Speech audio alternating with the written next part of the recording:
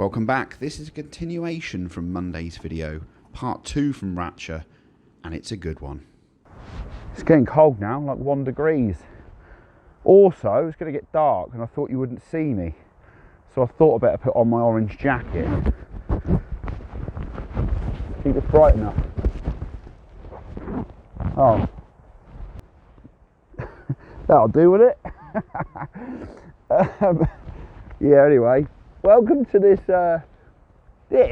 when I'm sorting my jacket out finally, is a disused resort, like holiday resort.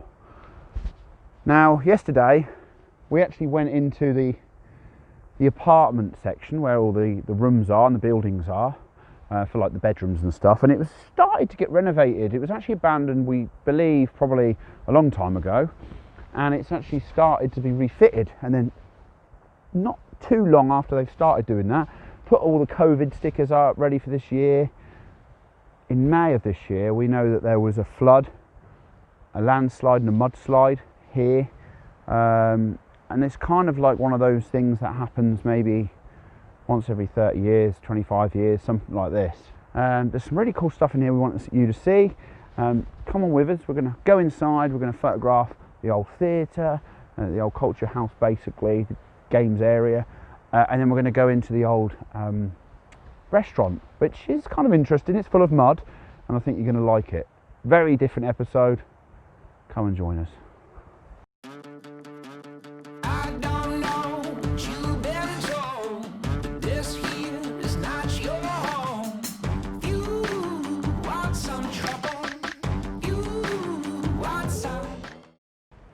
We have been in to check it to see whether it was worth getting the camera gear out, and to be honest with you, it definitely is. I ran in last night, just the restaurant here, because it had an amazing view, which by the way is now clearing up behind me, so hopefully we'll get a sunset again. We're going to go in, grab some shots. We've already photographed the main like accommodation block, so we're probably not going to do that again because it's quite muddy and quite a climb in, so we could only just about fit our cameras through the hole. Yeah, I might go back, I'm not.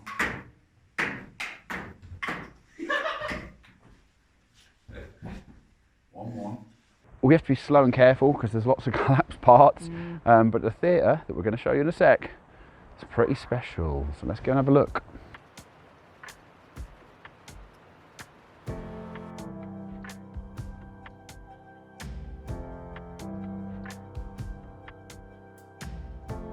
Staring down a dark road, too late to be turning back around.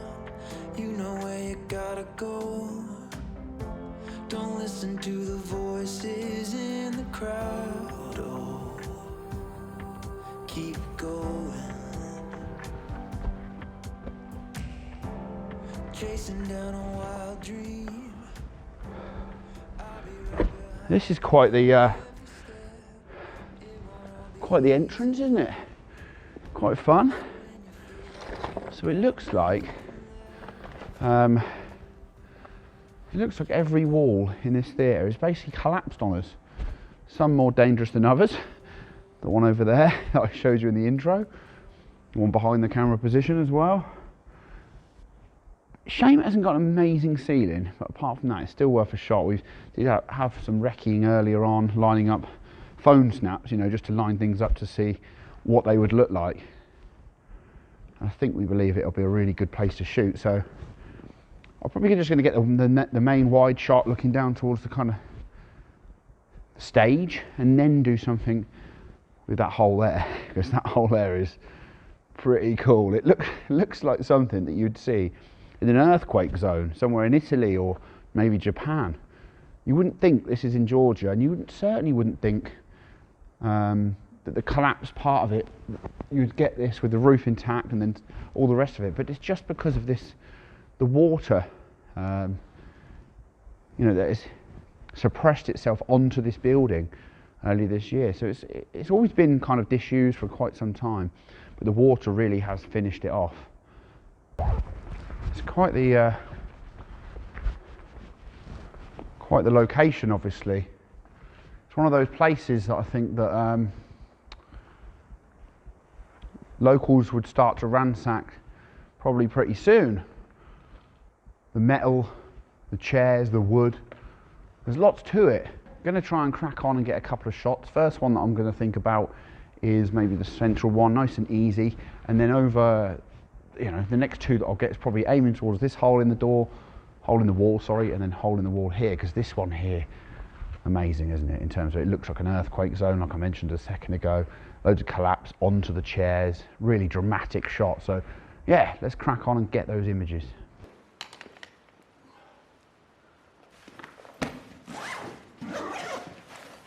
Shame about the roof in here, but I think the light in the seating is quite dramatic. I thought I'm going to underexpose this a little bit to give it that kind of look and feel that you've got on the video camera. I'm going to come over here a little bit. The pole that I'm leaning on is not actually in the centre of the room at all. And there we go, right. Way too overexposed. Come this way a little bit. This is just the central shot. Should be nice and easy, you'd think so, but it just show the challenges that we always have with things in the way. Really, I want to be standing a bit further back, but that pole is really going to cause a bit of grief. However, I like what I've done here. Really nice and easy. I've got the two holes lining up nicely, the two windows, one with a hole in it on the right, and on the left side I've got the sort of start of the collapsed wall, so it looks pretty cool. And then in terms of like ISO, I'm going to lower that to 100, and I'm going to focus just down here. That's what I've done, focusing. It's literally just there, just double checking it, making sure we're good to go. I'm just going to check as well. We're lining up. I could do this as a portrait shot throughout as well, which would look quite cool. Bracket this, even though, to be honest, I'm going to keep this quite moody. I already know this, as in I like the light that's coming in. I don't need to make it overexposed. So I'm going to go for my brightest exposure. It's going to be 0, I think. Yes, it is. Brightest exposure 0. Got a little bit of lens bleed on the side of the rocks there. Top right hand corner where the lens is. I mean, yeah, I mean, very difficult to get rid of. So using my hand there, I can try and block it, but I've got to get so near to the lens that my hand's in the shot, so it's not really working. So I'm going to get it without and just worry about it in post-processing after. It's fine, shot's good, easy one. Going to take that. F8, ISO 100 as usual. It's all right, let's check those though. Yeah, so now my bleed, because of my underexposed shot, my bleed that was up there in my overexposed one is now gone, is eliminated, so I can use that shot, so it's cool. I'm also going to get though the top and the bottom because it helps me do my portrait orientation. Got to think about the Instagram in it.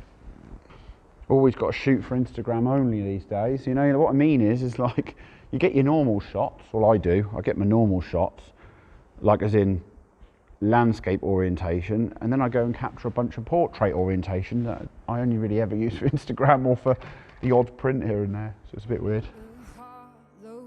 Down into an open grave. Is there another way? Is there another way? And the nails pound harder in the coffin line. Come and beat again, oh breathe again. Whoa. Rise above the dark, I feel that ahead. Away for us, away for us. Oh. Second shot that I really wanted was of there, was shooting it towards the drama. So let's have a quick look at that. Ooh. So I've got this 16-35 now. Now the thing is, a phone of course is 28mm, and that's what I liked. And I use that. I sometimes do this. Just use your phone, check your shots if you like it. Of course, you can then come back, start at 28mm, which is what I'm on there, and it should be roughly the photo that we liked in the phone, and it is. Because that's the focal length of my phone, and it's the same as most smartphones. So you can use it as like your recceing, you know, recce your shot if you like. It's really quite cool. I love the door. The door's on the rule of thirds standing here. What I'm not liking is I probably need to come a little bit further over. Yeah. So at the top of the wall, there's like a square bit, it jets down, it's kind of like cut really nice and neatly. And that's the thing, it's kind of got that symmetry about it. So for me, that needs to be at the top of the frame and that's going to look really cool.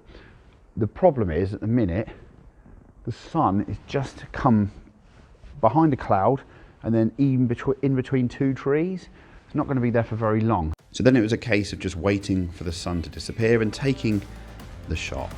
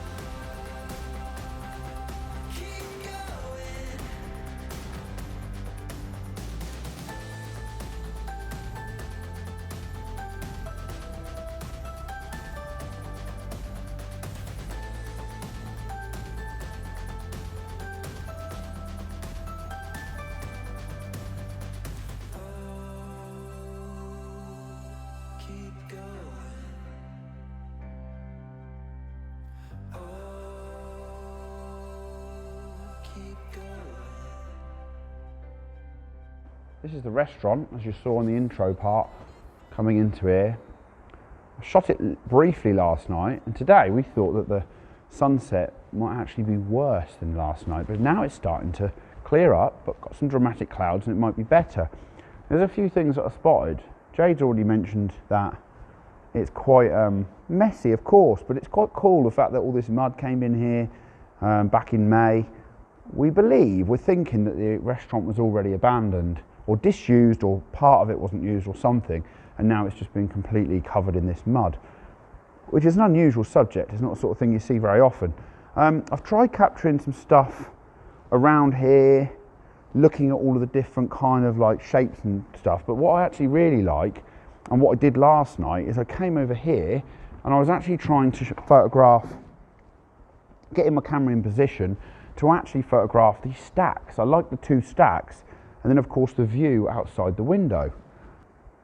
You know, it's kind of one of those shots, you know, in places like Georgia, you don't get stuff like this very often. It's really, you know, it's definitely a rare place. I don't think we've ever seen anything like this.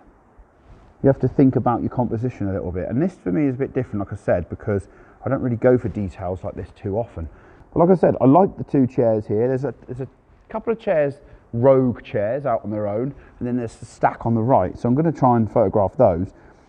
First thing I need to do is I need to focus on these chairs. I'm going to have to focus stack this scene. The mountain's miles away. It is not quite kicking off in terms of sunset yet, but we're good. I'm going to bracket the scene, just like I mentioned a minute ago, in terms of getting things on the foreground right. Anyway, this is going to be my foreground. My brightest exposure is 0. I quite like this shot. It's a fat beam, like as in on the right of my, it looks like my subject is this fat beam of the building, which it isn't. It's the small chairs in the base of the shot, and it's going to take some composing it in, you know, Lightroom and Photoshop, because there's no other way around it. The dynamic range of this whole thing is just way too much. I remember like years ago, I used to have this dream of like going to like an American apartment block, and there would be like some kind of dramatic, you know, like the office is all abandoned, there's a typewriter on the desk, there's kind of like all this stuff on the foreground, like an office, an abandoned office with broken windows, and then there's the epic cityscape behind it. This is like that in a Georgian version of this, is where you've got this Soviet restaurant, very ruined, all this mud, and then outside you've got this really gorgeous landscape. So it's a strange scene, definitely. And I'm now going to focus on that background, right on the mountain.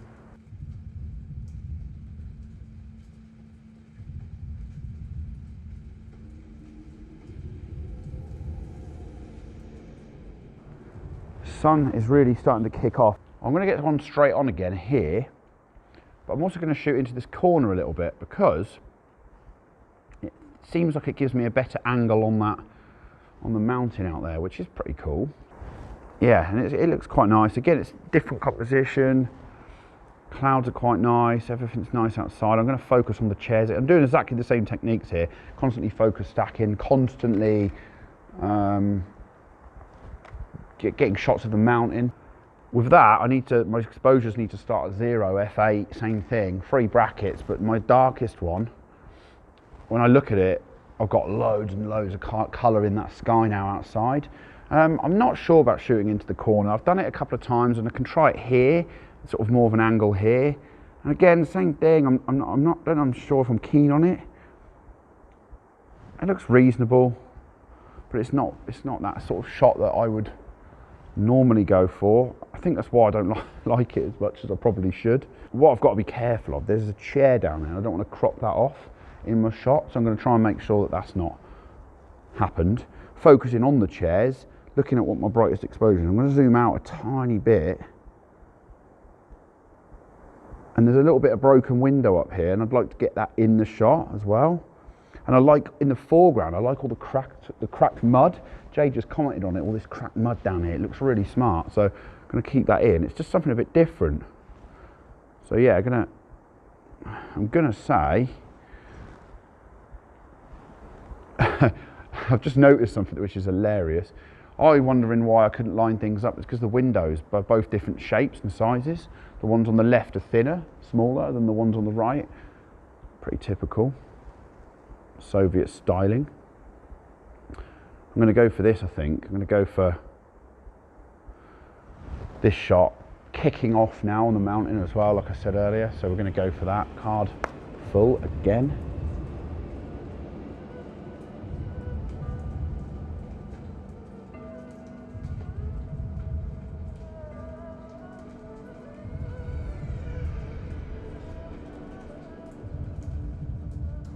All I've done there now is I've moved my camera around. I was facing this way towards the window, now I'm here. Not much different. I tried to do this yesterday, like I said a minute ago, and I'm trying to line it up again. Same sort of shot. I like bottom left hand corner there's a stack of chairs, bottom right hand corner there's a stack of chairs. I've got a choice. I can either zoom out to around about 24mm, which I think is perfect actually. It's a difficult one to line up, definitely. The building definitely isn't straight at all. You know, like none of the windows line up, none of the framing lines up. It's just trying to get it as good as you can, really. So it's kind of nice. It's kind of lined up nicely. I'm going to expose for it. Hopefully I've got it straight. Don't really need to expose inside. I'm probably going to do the inside as one exposure, and the outside will maybe need another, or maybe even 2 exposures. It's starting to drag in here. The shutter speed's starting to drag. It's obviously getting darker and darker in this room. And then as I'm then going into, I'm going to aim on the outside. What I do like is the mountain is now on my rule of thirds.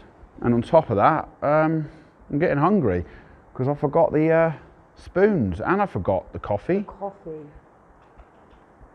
I forgot everything today.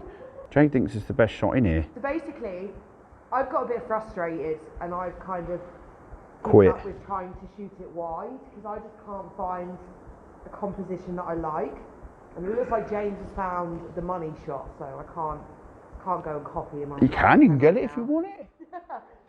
I'm actually done because I'm going to wait for the clouds now, capture the best of the conditions. I don't need to talk to you guys anymore. It's kind of done. You'll see the final shot on the screen.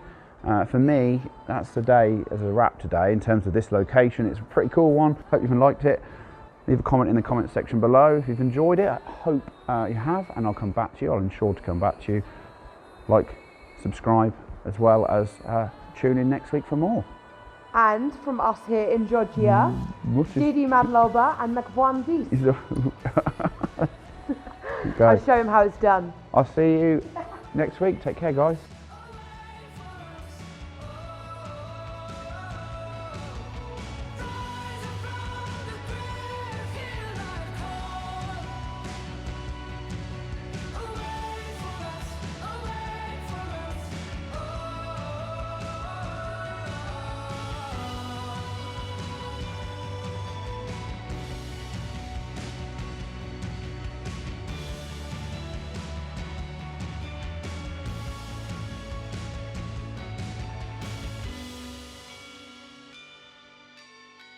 From now on, weekly videos on a Thursday.